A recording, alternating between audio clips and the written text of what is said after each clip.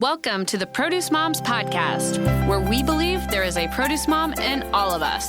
I'm Lori Taylor, founder and CEO of the Produce Moms. For 10 years, I sold fresh produce to over 300 grocery stores in the U.S. And today, my team and I are fully focused on inspiring people to eat more fruits and vegetables. This show is just one of the ways that we hope to inspire you and your family to eat more produce and live a better life.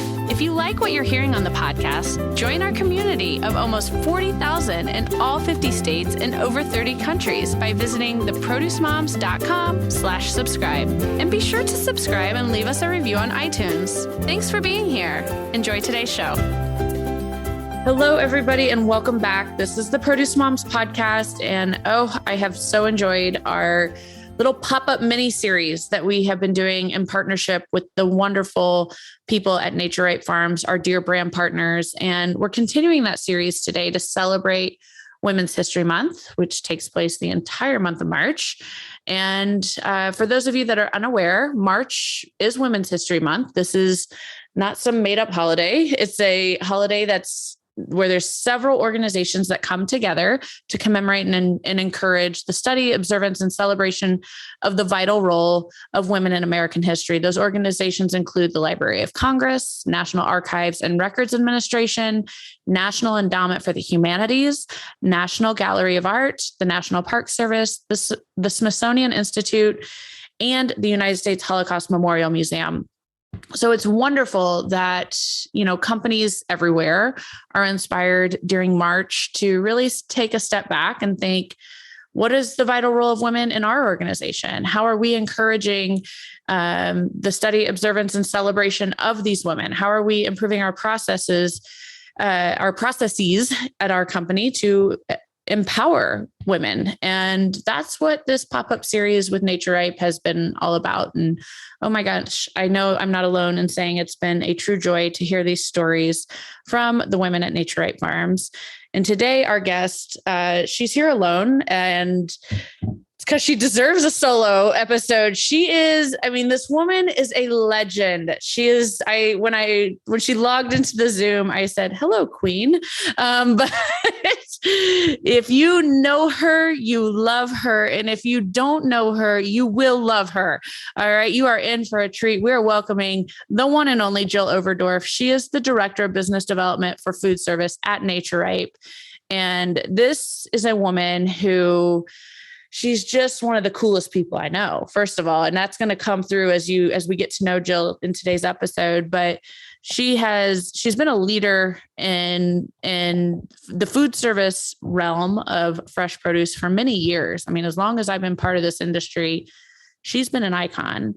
And she is someone, when I was very early at my journey, starting the Produce Mom, she's been a cheerleader. And I think when you think about female empowerment, one of the most difficult things that we can all preach it and say women need to be empowered. But when you have a woman who celebrates another woman's success, and you have a woman who cheers for her peers, that is empowerment. And that is Jill Overdorf, and so much more is Jill Overdorf. But that is how she really touched my life, because I was, kind of this young entrepreneur inspiring to build something great. And she was one of the first that had this established, boss lady reputation in the industry. And she came up to me and she was just like, I love your story. I love what you're doing. I believe in you. And that empowerment has never stopped. So with that, Jill, the coolest lady I know, welcome. Thanks, Lori. Yes, it's so great to bring you onto this podcast. I don't know. I was thinking about it in preparation for the show. I'm like, I don't even know if Jill's been on the show. I know that we did I interviewed you as part of our COVID-19 crisis communication series, but that really lived on like LinkedIn and the blog. I don't think we've actually had you on the Produce Moms podcast. No, and I'm thrilled to be here. What a lovely and generous introduction. You and I have had a lot of overlap and long evenings, and it's been fun to be able to create a friendship and a support network for you too. And so I appreciate that. And the support is mutual. Oh, Jill. Well, thank you so much. So let's kick this off. Let's tell people a little bit more about what you do and your background with fresh produce and what you're doing with food service. Yeah. So I'm going to back up a little bit because I had no intention of getting into produce. It was not a career path for me. And I went to UMass years and years ago, and I majored in film and communications. And I had no intention of going into food or into produce or into anything that I seem to now live in my whole life. So I followed my UMass degree with an education at the Culinary Institute of America, which I loved. I graduated with high honors from there. And I was offered 2 jobs when I graduated from the culinary. And this was kind of the beginning of how my thought process works. Is I was offered a job in Auckland, New Zealand. And then I was offered a job in Manhattan in New York City to open a restaurant with the Macchione family, who owns Circo and Le Cirque. And I was terrified of Manhattan. And I had grown up in Boston, and Manhattan just scared the bejeezus out of me. And so that's the job I chose. And that's kind of been my driving force, is do what scares you instead of going the easy path. So I lived in Manhattan for a long time, opened the restaurant named Circo, worked for the Macchione family.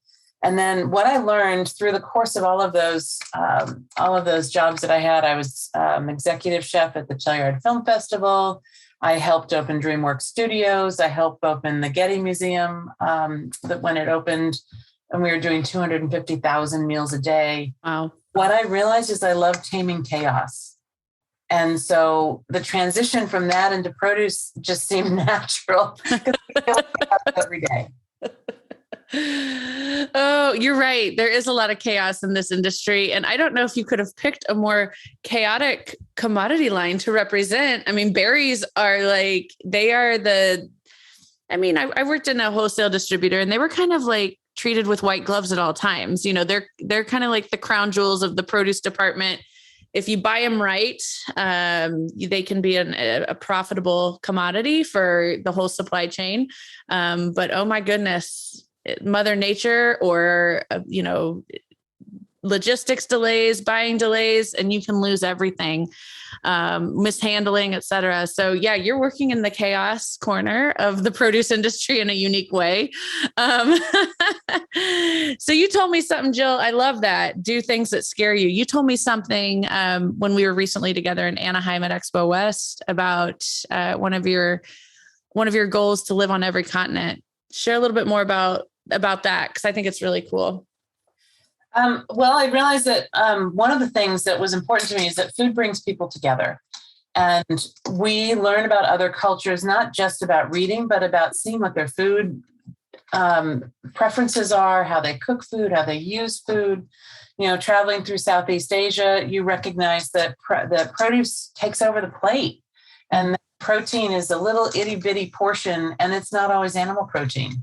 And so one of my jobs was working in Antarctica, and I realized at that point that I could live on all of 7 continents before I was 50. And so I did achieve that goal. And it was important for me to do that, to just see how other people live, to see. I have the luxury of having forgotten to get married, and I forgot to have kids, and I've forgotten to buy a house. So all of those things allow a freedom that not everybody has. So living on all those continents helped me to embrace different cultures and see how they're using food in a way that we may not be. Yep. So it's all of those things combined. Now, if you don't know Jill, I know you're already in love with her. So Jill, let's talk about the empowerment story. I'd love to let's start with your current employer, Naturipe. I mean, all the women at Naturipe, you included Carrie Ann, the whole marketing team, Janice, Arabelle, Donna Lynn. I mean, we've had a lot of these women that we've been able to bring into the spotlight through this mini series, but the stories run beyond even the voices we've been able to profile. So help us understand a little bit more about your company culture, the empowerment that you've experienced, the empowerment that you're committed to at Naturipe Farms. So the beauty of Naturipe, I was introduced to Naturipe by 2 really strong people. You mentioned Arabelle and Dwight Ferguson were both champions of mine. And I was on the what was then the PMA board with Dwight, and on the another board with Arabelle. And they both were champions of mine, and they brought me to Naturipe and they introduced me to the company. And what I was most struck by was that it was not about gender parity, but it was about ability as individuals. Where are your strengths? Where is your intellect? What is your capability as a person? And then, oh, you happen to be a strong female. Well, let's just add you to the roster. And so for me, that was something that was really important, because Arabelle is our CFO. She's been with the company a long, long time. She's a general badass, and she's a whiz with numbers and with people. And she really embodied what I felt Naturipe could bring to me professionally as well. Naturipe, we hire people based on their capabilities. And that for me is a really nice mark of a company that's strong. It's not just a bunch of old guys who are hanging around deciding what to do next, but there's an integrated process that elevates people who are capable. Yeah, I love that. So how do you feel celebrated at Naturipe or within the industry at large? Oh, it's all sorts of different things. With Naturipe, we are given the ability to be autonomous as much as we need to be. And yet there's always a safety net of help and support and safety that allows us to come back and check in. And what do you need? How can we help elevate your game? Within the industry, I mean, people like Kathy Burns, people like Lauren, those are the people who reach out and say, I need your help. And as somebody who's not only growing in the industry, but has been around for over a decade, to have somebody say, I need your help is really, really empowering, because that means that your voice has been understood and appreciated. And then to be able to say to those people, I need help. Right. There's a reciprocal opportunity that is so important in any relationship, but especially when you're elevating women. Not only to let them know that they're safe, it's a safe environment to ask for help, but it's also a safe environment for which they're asking your support. Right. Yeah, nope, you're right. And you brought up two amazing leaders. For those that don't know, Kathy Burns is the CEO of the International Fresh Produce Association, which is our universal trade organization. And it's been wonderful to have her at the helm of that industry-wide leadership. And Lauren Scott, one of her colleagues at IFPA, is another person that we all collectively really admire and appreciate their great work. So thank you for sharing that, Jill. And I wholeheartedly agree with your sentiments. And, at the beginning of the show, when I was introing you, I talked a little bit about how I have felt empowered by you. I would love to know a little bit more about, like, how do you feel empowered? Like, someone who you're calling Arabelle badass, I call you a badass. Like, how does someone like you feel empowered? It's COVID has been really difficult. And it's a great question to ask right now, as people are starting to come back into their environments of both office and travel, development of new ideas. COVID hit very, very hard initially, especially in the food service arena. And all of my connections were the first people to be laid off. Menu developers, all of the people who did food service procurement were considered superfluous initially in the first year of COVID. And so building back and having people return calls, and it seems such a minor thing, just the courtesy of returning emails and calls coming out of COVID is a sense of empowerment, of the fact that you matter. I'm going to reach back out. I'm going to help elevate the work that you're doing. Because I live alone, COVID was really challenging in terms of connectivity. And so feeling empowered, my team, I have a great boss in Steve Ware, who has made a really concerted effort in making sure that we have team calls. And so allowing not only the autonomy, but the support coming from our team is incredible. And so to people who have senior level leadership opportunities, make sure you include your team, and that will empower them to then feel as strong as they can be. Transparency is huge. If there is the luxury of telling somebody the truth rather than bullshitting, tell them the truth and allow and afford for the opportunity for that employee and that teammate to then respond in a way that's genuine. Yeah, I agree. And great remarks. You have a boss, Jill? I have a number of bosses. Steve is probably the most vocal. I'm joking. He's been on this show. I always tease him. I'm like, wait, you have a boss, Carrie Ann and Jill and gosh. So yeah, no, I've had to throw it in there. All right. So that is, I completely agree with you. I think transparency is so critically important too. And I think just that upfront honesty can be, it can be so empowering. Like, do not dance around critical feedback. Do not, be direct and, keep the emotion out of it. That is such a great way to empower everyone's improvement and the women around you. So how long have you been in this industry? I mean, from the time when because let's consider, like, we got to count the time when you were the executive chef in Manhattan, the culinary school graduate. That is definitely, I mean, chefs and food service. My goodness, I know we talk a lot about retail strategies and the supply chain as it relates to meeting us at the grocery store, but food service is absolutely paramount in the way that food trends are set, the types of innovation that big companies like Naturipe are bringing to the table. So Jill, let's start from when you walked across that stage at the Culinary Institute for America to today. How many years? And let's talk a little bit about how the role of women has changed in the industry, food service, agriculture, Naturipe, whatever you want to touch on. How much time do we have? No kidding, right? You just, whatever you're comfortable sharing. Well, I actually started my own catering company when I was 13. So wow. I won't go that far, but I graduated from the culinary in 1995. So, and I feel like I've really been on the ground at the LA produce terminal since 2005. And so those 20 years of cooking were one part of it. And then moving on to being on the LA produce terminal, I drove a box truck, I pushed a hand cart, I picked up our produce. So it's really been almost 20 years just in the produce industry alone.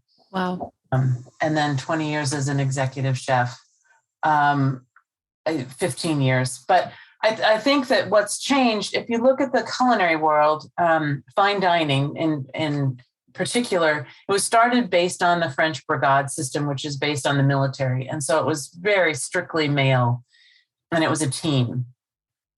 I had the luxury of being on teams in high school and college, and I understood the team mentality, and that's what made it possible to be strong in a number of settings that were male dominated, because it's a teamwork. It doesn't matter male or female. What matters is your ability to communicate and play your role. And so if you're set into the game as a forward, you better be a really good striker or you're going to not be playing anymore. Right. And so it's the same with produce. If you're set in to play your role on the team, male or female, our job is to make sure that those roles are supported and play your part. And then if you have to go back to the JV team, or if you have to learn a new role, then that's your job, is learn that new role so you're equally as successful. But it takes a team to be successful. Yep. Amen to that. It does take a team to be successful. So is there anything specific where you can be like, okay, I really feel like things started to change in this moment or at this company or after I experienced this type of a scenario? I mean, I'd love to, if I can pull a specific story out of you, I'd love for you to share it. But anything along those lines where folks can get, because Jill, you are such an icon. And as you explain your history again on this show, I did not realize that you had that work history on the LA terminal market. I mean, I knew that you worked there for a while with Koosman's, correct? Yep. Yeah. Koosman's, and before Koosman's, I helped open a small we were way ahead of our time, and it was a farm to chef. It was a chef sourced farm to chef produce company that was open for 2 years. And that's what brought me to Los Angeles. Okay. And we were way ahead of the curve and the time. Yeah. Yeah. So tell us more about when you started to like get involved with produce. Cause I always like to bring this up for people like, we go to these produce industry events and the line for the women's restroom is so long. Like, do you remember the days when there was no line because there were no women there? And I mean, I think people will be surprised at how recent this was. It's not like we're talking about 50 years ago. No, it is 20 years ago. 2005, when I was on the terminal market, driving a box truck and schlepping around a hand truck. The comments that mommy, all of the comments that I got walking down on the concrete, I was always given, and women on the market were always given, the cursory glance, the once over looking up and down as you walked by your product. But like any other space, once you prove yourself, once you show that you're capable and competent, that goes away. I mean, there's a quadrant there's a section of people, I think, who rely on looks and who rely on physicality. And that's not going to last the long run. And what I would suggest to women in any industry is really, it's okay to be smart. It's okay to ask questions. It's okay to push the boundaries if you're doing it in a way that's sincere. Don't just ask a question to be heard or be seen, but ask a question to make the process better. And it's all about the power of intention. And if your intention is to elevate the game and to make it better and to question the process in a way that's sincere, then all of a sudden you're going to be taken seriously. Yeah. But when you're bringing attention to yourself to just be seen, then that's what the challenge is with people is, and not just women, but people in the industry. If you're just a voice and that doesn't bring value to the equation, then you're going to be dismissed sooner or later, mostly sooner. Yeah, so true. And gosh, so important right now as you consider all the different ways where people can come forward with voice, or the magical duo, voice and knowledge. It's not just your voice and your presence, it's that knowledge. And Jill, you are spot on. That is the best. That's another thing where it's like, you want to be the most empowered woman you can ever be, get smart, get as smart as you possibly can get. And don't apologize for it. Right. I've got to share that one of the phrases that follows me through the industry and through my life, and people who know me will laugh at this, is, who does she think she is? Because for good or bad, I have the confidence to walk into a room and ask a question and be a part of that conversation without qualifying who I am. Mm-hmm. And so I've been in a number of large produce organizations where somebody will say to me, who are you? Who do you think you are? And again, it's the power of intention. Is if you're coming to better the system and to add to your edification, it's different than just being a pain in the ass. Yeah. So how do you respond? Just Jill Overdorf, mic drop. I wish I could do that. Usually somebody shares it with me after the fact. I usually get a comment afterwards, or somebody will share that was said, because confidence is disarming, and confidence in men is disarming, but confidence in strong, and I'm not a petite woman, so I take up a lot of oxygen in a room. And so a confidence in strong women is also disarming. Yeah. And I don't back down very well. Oh, Jill, you're the best. Don't ever change. Okay. So I love all these stories. I love this.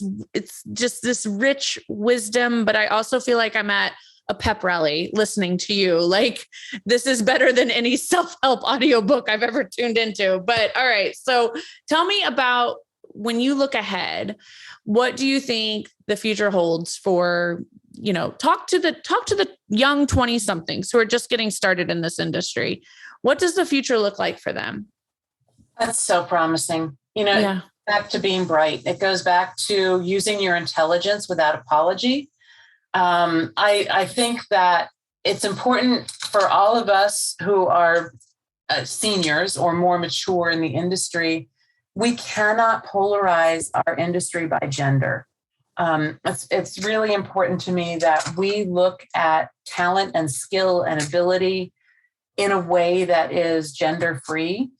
And I think that we are encouraging women to bring their capabilities to the table in a way that's unapologetic. What I'd like to say is that if you see somebody who has some snap, and you know when you meet somebody, the minute you meet them, it's like, oh, they're going to be good. If you see that, elevate them, talk about them, be a champion, be somebody who celebrates that person and introduces them to their next potential job or their next potential boss, or help them understand some of the small parts of our industry that are relatively inexplicable if you haven't been in the produce industry. Help them understand the distribution chain, help them understand, and conversely, ask them to help you. You know, if there's something that you haven't learned yet, like I am a TikTok moron. I don't know how to use it. I don't know what it looks like. I don't know how. So if I'm working with somebody who's younger and understands that technology, there's a symbiotic relationship that has potential. And so for the young women who are coming into the industry, elevate them, talk to them, champion them, be somebody who is an ally. And I look at this the same way that I look at race, that I look at religion, all of those other aspects of our humanity. It shouldn't be discriminated against because of what you look like, what you say, what your accent is. It's about your skill set and your intellect. Right. And there couldn't be a more relevant message than now for that. I think that it's so poignant for you to bring that up, even though we're gathering here today due to Women's History Month, you know, and this female empowerment series that Naturipe has brought to the podcast. But oh my gosh, I agree with your sentiments so very much to, you know, let's not make it about women. Let's not make it about anything other than skill set. And you're absolutely correct. So with that, I would also love for you to just give anyone that's with us today, you know, what is one real takeaway where we can all strive to be that person that's not evaluating someone's performance based off these characteristics, these inherent characteristics that you've explained, gender, you know, and then you can even expand it beyond that, whether it's race, religion, you know, what region of the United States they're from, sexual orientation, et cetera. So what would you like what's your, I don't know, just like your mission as it relates to staying focused on that, because it's hard. And then we've, you know, as professionals and as human beings, there is, you know, every month there's a different level of awareness for one of the underrepresented groups where we are called to really evaluate how we're treating these underrepresented groups. And so I love your sentiment though. And I want to make sure that we really drive that home with this episode. And as we wrap up this series with Naturipe. So any elaboration that you'd like to share on that? Yeah, I personally, it's my personal mission, and I decided this a long time ago, to any interaction I have with an individual, I want it to be a positive interaction that impacts their life in a way that is memorable and important. And whether it's the checkout woman at the grocery store or whether it's one of the people who's harvesting for us in the fields, we have a responsibility as individuals to acknowledge other sentient individuals as human living beings. Be kind, be respectful, acknowledge a presence, and hope that that will impact that person's day in a way that's positive. And then if you are in a leadership role, it is your job to elevate people, allow them to fail, and then coach on success, regardless of what they look like, where they came from. There's a power of potential in every single person that we interact with. And far be it from any of us to judge what's going to limit that person. And so let's be the person that adds to their life rather than subtracts from it. Because that's all relationships are, is a game of addition and subtraction. And are you going to elevate or are you going to take away? It's that simple. Yeah, it is. And I've never had that math analogy, but I love it. It is. It's you're adding or you're subtracting. And that's a powerful thing to think of. And it kind of reminds me of a book that I read on an annual basis, the 4 Agreements. And it talks about how your words are magic or black magic. And I feel like that sentiment from you, add or subtract, it's very complimentary to that concept from the 4 Agreements, where your words can either be magical or they can be a curse. And oh my gosh, Jill, this has been the most amazing episode, a great conclusion to this very empowering and delightful series that we have done with Naturipe. So very thankful for your time. And with that, you get the final goodbye for not only this show, this episode, but the entire mini series. So I welcome you for closing remarks. Wow. First, I want to thank you for elevating women in the way that you do, for showing such potential to young women who are coming on board, that your story, you can do anything. You really kind of bought the farm and decided that you were going to go all in. And I don't even know if you knew how to swim when you jumped in that pool.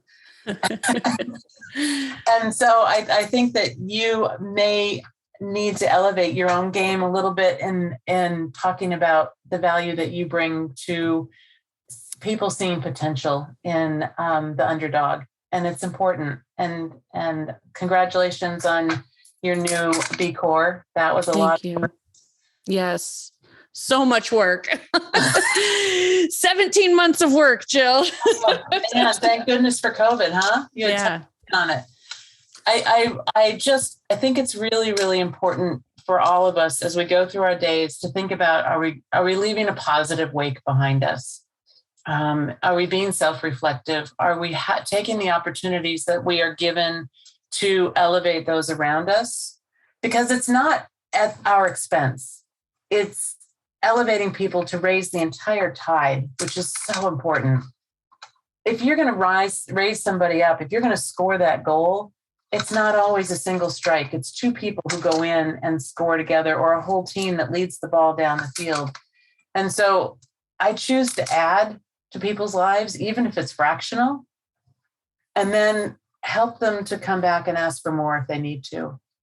I want to thank Naturipe for creating the opportunity for me to be able to have the time to be here, but also to help support me as an employee and one of the strong women on our team. It's a really great opportunity. And thanks for the conversation. Thanks for joining us on this episode of the Produce Moms Podcast. If you or someone you know would like to be a featured guest, just send an email to Lori@theproducemoms.com. We know there is a produce mom in you because there's a produce mom in all of us. Join our community on Facebook and all social platforms. Help us change the way America eats. Thanks again for listening, and we'll see you next time.